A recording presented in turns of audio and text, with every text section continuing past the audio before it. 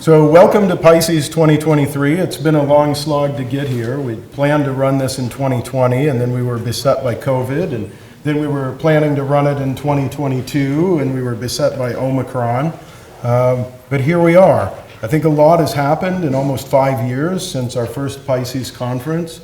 Some of you were here for that, some are new faces. We really appreciate you turning out on a sunny Father's Day. It wasn't our choice to run this on a Sunday. There's been a lot of pent-up conference aggression, people wanting to have meetings in person again. So timing to be able to get space on campus has been a bit of a challenge. But I think we're in good stead.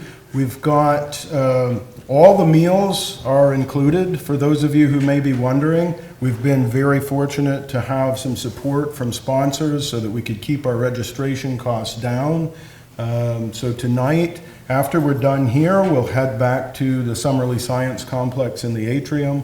Wild Ontario will be there with some ambassador animals. We'll hear a bit about the Ontario Biodiversity Strategy, have our poster session, of course, bar and hors d'oeuvres. Tomorrow morning, we're back here at 8:30. We will have a lunch provided and then a dinner from Cedar Spoon Indigenous Catering tomorrow night. Then on Tuesday for lunch, we'll go to Creelman Hall for our keynote lecture from Bob Watts. So you won't go hungry, I hope. That said, I know we're running a little behind as we were kind of trying to get everybody registered and sorting out some of the AV issues. So I just want to move into what I think is a very important aspect of anything, excuse me, anything that we do today in Canada, I think deserves a land acknowledgement. And as we gather, it's important to recognize that all of Canada resides on traditional, unceded, and/or treaty lands of First Nations, Inuit, and Métis people. The University of Guelph is situated on the traditional lands of the Attawandaron, Anishinaabeg, and Haudenosaunee peoples, and on the treaty lands of the Mississaugas of the Credit. I want to note that this acknowledgement is just but one small act of reconciliation towards the injustices of colonialism. Our aim for the PISCeS conference is to build a future focused on understanding, respect, reciprocity, and reconnection with the land and one another. As an environmental DNA community of practice, we focus on the health of the lands and waters. And in so doing, we strive to graciously work, learn, educate, and conduct research on traditional territories, together with the many Indigenous peoples that inhabit them. So this is, again, just one very small step on our journey towards reconciliation. Wednesday is National Indigenous Peoples Day. We're very proud to have some engagement from Cedar Spoon Catering. Destiny Mosser will be addressing us about some of the Indigenous dishes that we'll have for our dinner. Bob Watts, who leads the Indigenous Engagement Program from NWMO, will be giving a keynote at lunch on Tuesday.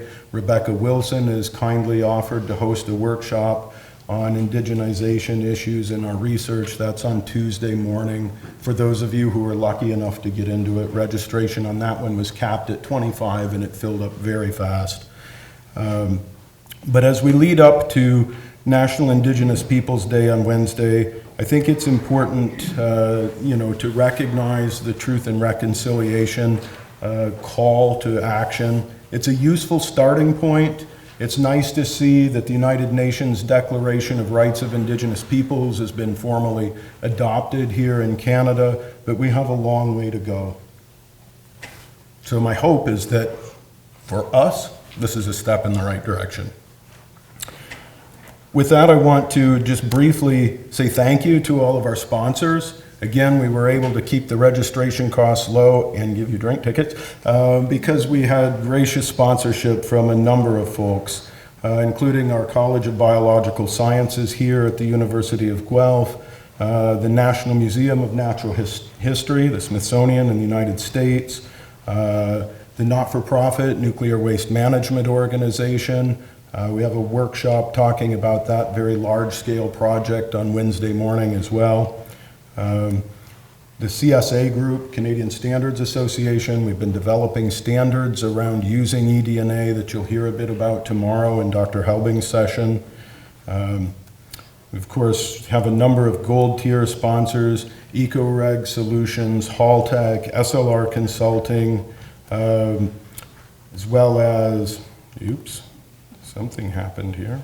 There we go, Nature Metrics, Thermo Fisher, Stantec, Bureau Veritas, Canadian Museum of Nature, Smith Root, Hoskins Scientific, and the NRC Press Genome Journal. So please take a little bit of time to talk with our sponsors in the coffee breaks. Again, they've really helped us to be able to put together what I hope will be a dynamite program for you. And then, of course, this would not be possible without a legion of volunteers. My special thanks to everyone in the lab and on campus who's volunteered to help pull this together. Not something that I could ever do alone. The local organizing committee and Ziki Luisa Quintana has been absolute rock supporting all of this. And thanks also to our scientific organizing committee for reviewing abstracts and helping us put the program together.